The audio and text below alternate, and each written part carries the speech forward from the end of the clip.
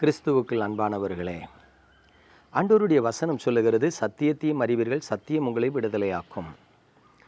இன்றைக்கு நீங்கள் 30 வருட விசுவாசிகளாக இருக்கலாம், 50 வருட விசுவாசிகளாக இருக்கலாம், அல்ல புது விசுவாசிகளாக இருக்கலாம். சத்தியத்தில் நடக்கிறீங்களா, இல்லை உங்களுக்கு சத்தியம் போதிக்கப்படுகிறதா என்பதை நீங்கள் ஆராய்ஞ்சு பார்த்துருக்கீங்களா? நிறைய விசுவாசிகளை நான் பார்க்கும்போது சொல்லுவாங்க, எங்கள் பாஸ்டர் தங்கமான பாஸ்டர், எங்கள் சபைக்கு வந்து பாருங்களேன், எங்கள் சபையில் ஆராதனை எப்படி இருக்குன்னு பாருங்களேன். இப்படி தான் பல விசுவாசிகள்கிட்ட சொல்லி தங்கள் சபைக்கு அவர்கள் அழைத்து கொண்டு போகிறத பார்க்குறேன். நான் கேட்குறேன், உங்கள் சபையில் வந்து விசுவாசியாக ஒரு அங்கத்தினராக சேர்ந்துட்டா பரலோகத்துக்கு போயிடலாமா? பரிசுத்தவான் ஆயிடலாமா? உங்கள் சபை உங்களுக்கு பிடிச்சிருக்கும், உங்கள் போதகரை உங்களுக்கு பிடிச்சிருக்கும், அவர் பூரண சுவிசேஷத்தை சத்தியத்தை உங்களுக்கு அறிவிக்கிறாரா? சில சபைகளுக்கு பேரே பார்த்தீங்கன்னா பூரண சுவிசேஷ பெந்தைகோஸ்த சபைன்னு இருக்கும், இல்லைன்னா ஃபுல் காஸ்பல் அப்படின்னு இங்கிலீஷில் வச்சுருப்பாங்க. இப்போ கவனித்து பாருங்கள், பூரண சுவிசேஷத்தை எத்தனை பேர் போதிக்கிறாங்க அப்படின்னு சொன்னால் விரல் விட்டு எண்ணக்கூடியவர்கள் கூட போதிக்கலைங்க. வேதம் நமக்கு சொல்லுகிற காரியத்தை ரொம்ப கவனமாக இருக்கணும். அதாவது தீமோத்தேயுக்கு எழுதின 1வது நிருபம் 1 அதிகாரத்தில் 3வது வசனத்தை பாருங்கள். வேற்றுமையான உபதேசங்களை போதியாதபடிக்கும் விசுவாசத்தினால் விளங்கும் தெய்வீக பக்தி விருத்திக்கு ஏதுவாய் இராமல் தர்க்கங்களுக்கு ஏதுவாயிருக்கிற கட்டுக்கதைகளையும் முடிவில்லாத வம்ச வரலாறுகளையும் கவனியாதபடி நீ சிலருக்கு கட்டளையிடும் பொருட்டு. அப்போ நல்லா கவனிங்க, தீமோத்தேயுக்கு பவுல் ஒரு நிருபம் கடிதம் எழுதுகிறார். அந்த கடிதத்தில் அவர் என்ன எழுதுகிறாருன்னா, நீ உன் சபையில் வருகிற உன்னிடத்தில் வருகிற ஜனங்களுக்கு நீ சில காரியத்தை தெளிவாக சொல்லிக் கொடு அப்படிங்கிறார். என்ன சொல்லிக் கொடுக்கணுமா? வேற்றுமையான உபதேசங்களை கவனிக்கக்கூடாது, சத்தியத்தை விட்டுட்டு கட்டுக்கதைகளுக்கு செவிசாய்க்கிற காரியத்தை கவனியாதபடி அவங்களை எச்சரிக்கை இரு அப்படின்னு சொல்கிறார். இன்னைக்கு ஆவிக்குரிய வாழ்க்கையில் தேவனுடைய பிள்ளைகளே, நம்ம இப்படி எல்லா காரியத்திலையும் ஒரு அலாட்டாக இருக்கிறோமாங்கிறத கவனித்து பாருங்கள். அதாவது பிரபலமான சுவிசேஷகர்களை பாருங்களேன், தமிழ்நாட்டில் பேர் வாங்கின பிரபலமான சுவிசேஷகர்களை பாருங்கள். ஜெபம், விசுவாசம், ஆசீர்வாதம், இந்த 3 தான் பிரசங்கம் பண்ணுவாங்க. முழு சத்தியத்தையும் பேசவே மாட்டாங்க. ஜெபிக்கணும், ஜெபித்தா ஆசீர்வாதம், விசுவாசிக்கணும், விசுவாசித்தா ஆசீர்வாதம். அடுத்தது பார்த்தீங்கன்னா, கர்த்தர் உன் கண்ணீரை துடைப்பார், கவலைகளை மாற்றுவார். இந்த 3 காரியத்தின் அடிப்படையில் தான் பிரபலமான ஊழியக்காரங்க எல்லாம் ஊழியம் செய்வாங்க. கொஞ்சம் போதகர்களை எடுத்துக்கிடுங்க, சபைக்கு வரணும், தசமபாகம் கொடுக்கணும், பாஸ்டருக்கு கீழ்ப்படியணும்,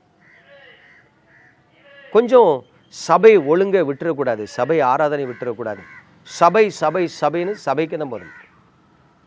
பூரண சத்தியத்தை யாருங்க போதிக்கிறா? அதாவது மனம் திரும்புதலை போதிக்கிற சபைகள் இன்னைக்கு இல்லை, நித்திய நியாய தீர்ப்பு போதிக்கிற சபைகள் இல்லை, இயேசுவின் வருகையை போதிக்கிற ஊழியர்கள் இல்லை, அந்தி கிறிஸ்துவின் ஆட்சியை போதிக்கிற சபைகளும் ஊழியர்களும் இன்னைக்கு இல்லை, கள்ள தீர்க்கதரிசிகளையும் கள்ள ஊழியர்களையும் அடையாளம் காண்பிக்கிற ஊழியர்கள் இன்றைக்கு இல்லை. யோசித்து பாருங்க, இன்னைக்கு ஒரு கூட்ட ஊழியர்கள் வந்திருக்காங்க, பாக்கெட்டுக்குள்ள பணம் எடுப்பாங்க, பர்ஸுக்குள்ள பணம் வந்துடும், அக்கௌண்ட்டில் பணம் வந்துடும், பைபிளில் இல்லாத சத்தியம், எவ்வளவு நூதனமான காரியங்கள்லாம் நம்முடைய மத்தியில் வந்து அதுக்கு ஒரு பெருங்கூட்ட ஜனங்கள் ஓடிக்கொண்டு இருக்காங்கங்கிறத நீங்கள் கண்கூட பார்க்க தான் செய்றீங்க.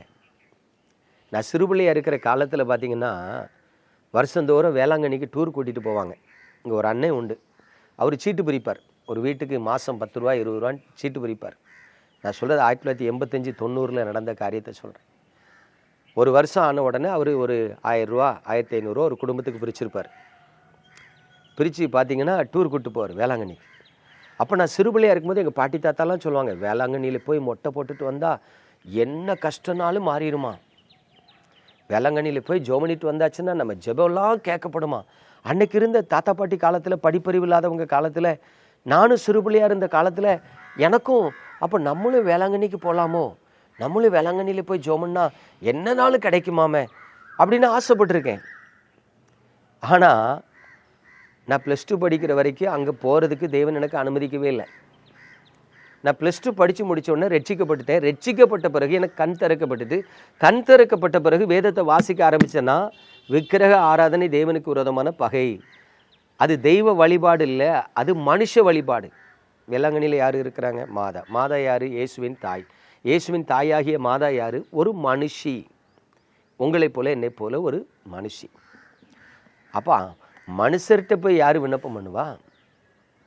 நல்லா யோசித்து பாருங்க. ஒரு பரிசுத்த வாட்டி, பரிசுத்த தாய், இல்லைன்னு சொல்லலை, தேவனால் தெரிந்து கொள்ளப்பட்ட தாய், தேவனுக்கென்று அர்ப்பணிக்கப்பட்ட வாழ்க்கை வாழ்ந்த ஒரு தாய், உத்தமி.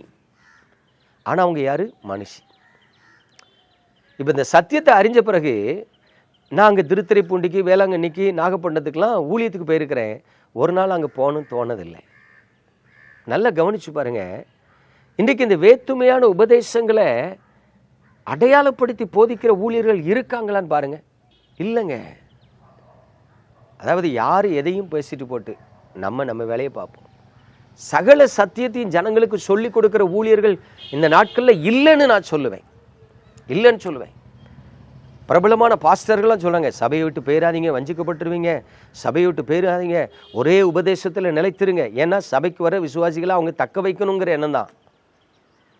காணாமல் போன ஆடுகளை தேடுறாங்களா? பாவத்தில் விழுந்து கிடக்கிறவனை தூக்கி விட போகிறாங்களா? பார்க்க முடியல. ஒரு சபை வளருகிற வரைக்கும் அந்த போதகர் வீடு சந்திப்பு போகிறார். ஒரு சபை வளர்ந்து ஒரு சபைக்கு 500 விசுவாசிகள் வந்துட்டாங்கன்னா அப்புறம் அசிஸ்டன்ட் பாஸ்டரை தான் அனுப்புகிறாரு ஒழிய பாஸ்டர் போகிறதில்லை. பாளையங்கோட்டையில் ஒரு பிரபலமான சபை இருக்கு. அந்த சபை முதல்ல சிம்பிளாக ஆரம்பித்தாங்க 96, 97, 98. அப்போ பேர் பிரபலமாச்சு இந்த சபை. அந்த சபை நல்லா வளர்ந்து ஆயிரக்கணக்கான ஜனங்கள் வரும்போது பாஸ்டர் பார்த்தீங்கன்னா ஹைதராபாத்தில் பிரசங்கம் பண்ணுறார், அமெரிக்காவில் இருக்கார், ஆப்பிரிக்காவில் இருக்கார். சபையில் மாதத்தில் ஒரு நாள் தான் இருப்பார். அந்த சபை விசுவாசிகள்லாம் எங்கள் பாஸ்டர் எங்களுக்கே நாங்கள் பார்க்க முடியாத நிலைக்கு போயிட்டார். ஐயா, உன்னை உயர்த்தினது உன் கையில் 1500 ஆடுகள் 5000 ஆடுகளை தந்தது, நீ அந்த ஆடுகளை மேய்க்காமல் விட்டுட்டு போகணுங்கிறதுக்காகவா? அதை யாரும் கேட்க முடியாது. கேட்டால் தேவன் தாளந்து கொடுத்துருக்கார், கிருபை கொடுத்துருக்கிறார், அதை லட்சக்கணக்கான ஜனங்களுக்கு பயன்படுத்தணும். சபைனா என்னது சொல்லுங்களேன். சுவிசேஷ ஊழியம் அங்கங்கே இருக்கிற பாறைகளை உடைச்சி கொண்டு வந்து சபையில் வச்சுருவாங்க. சபையில் இருக்கிற மேய்ப்பன் கொஞ்சம் கொஞ்சமாக செதுக்கி சிற்பாசாரியை போல் அதை உருவாக்கணும். பவுல் சிற்பாசாரியை போல உருவாக்குகிற வேலையை நமக்கு கற்றுக் கொடுத்துருக்கிறார். ஆனால் இன்னைக்கு எந்த போதகர்கள் பாருங்க, வளர ஆரம்பித்த உடனே கொஞ்சம் பேர் பிரஸ்தாபமானோடனே அங்கே ஜெப முகாம், இங்கே உபவாச முகாம், அங்கே அந்த மீட்டிங், இங்கே இந்த மீட்டிங்னு இவங்க சுவிசேஷர்கள் மாதிரி பறந்துருவாங்க. சபை சீரழிஞ்சிரும். சபையில் 10 பேர் வெளியே போயிடுவான், 500 பேர் வெளியே போயிடுவான். சபையில் இருக்கிற ஆத்துமாக்களை பாதுகாக்க தெரியாதவங்க இன்னைக்கு போதகர்கள்னு சொல்லி கொண்டு ஊரை ஏமாத்துறாங்க. பிரியமான தேவனுடைய பிள்ளைகளே, இப்படிப்பட்ட காரியங்களை எல்லாம் யார் கற்றுக் கொடுக்குறான்னா எல்லாரும் என்ன சொல்றாங்க தெரியுமா? நமக்கு எதுக்கு பிரதர் வம்பு, நம்ம வேலையை நம்ம பார்ப்போம். What is the ministry? ஊழியர்னா என்ன? அப்ப தேவனுடைய பிள்ளைகளே, சபை வஞ்சிக்கப்படக்கூடாது, ஜனங்கள் வஞ்சிக்கப்படக்கூடாது, விழுந்து போகக்கூடாது, இடறி விழக்கூடாது, வழி விலகி போகக்கூடாது, கர்த்தருக்குள்ள நிலைச்சிருக்கணும். மோசே கரத்தில் கொடுக்கப்பட்ட ஜனங்களை பாருங்க, எகிப்தில் இருந்து புறப்பட பண்ணின ஜனங்களை பாதுகாப்பாக கொண்டு வந்தார்,